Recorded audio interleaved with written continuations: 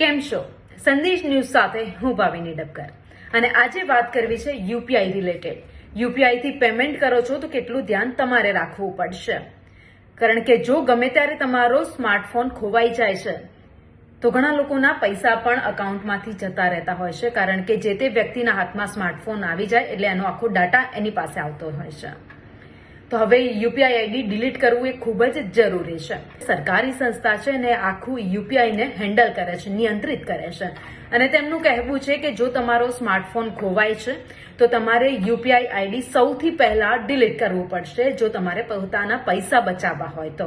એટલે સ્વાભાવિક છે કે આપણા પૈસા તો આપણે બચાવવાના જ હોય, એટલે યુપીઆઈ આઈડી ડિલીટ કરવું એ જરૂરી છે. અને યુપીઆઈ ડિલીટ કેવી રીતે કરશો આઈડી? તો તેના માટે તમારે પેટીએમ છે, ફોન પે છે અથવા તો ગૂગલ જેવી એપનો ઉપયોગ કરવો પડશે, જેના થકી યુપીઆઈ આઈડી ડિલીટ થઈ શકે છે. અથવા તો તમે બીજા કોઈ સ્માર્ટફોનમાં તમારું આઈડી છે એને લોગિન કરો, આઈડી પાસવર્ડ, અને ત્યાંથી તેને ડિલીટ કરી શકો છો. અને જો અહીં ન કરી શકતા હોય તો તમે તાત્કાલિક જાઓ, પોલીસ ફરિયાદ કરો, તમારો સ્માર્ટફોન ખોવાયો છે, અને ત્યારબાદ એક નવું સિમ કાર્ડ ખરીદી લો.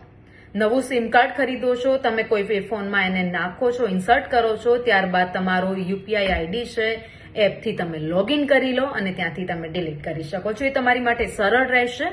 અને હા, એ વસ્તુ ન ભૂલતા કે યુપીઆઈ લોગિન કરવા માટે સિમ કાર્ડ હોવું ફોનમાં ખૂબ જરૂરી છે.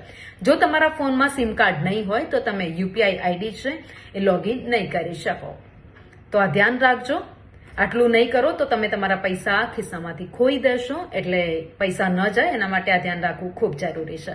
તો આવા જ બીજા વિડીયો માટે સંદેશ ન્યૂઝની એપને ડાઉનલોડ કરો, સોશિયલ મીડિયામાં ફોલો કરવાનું ના ભૂલતા.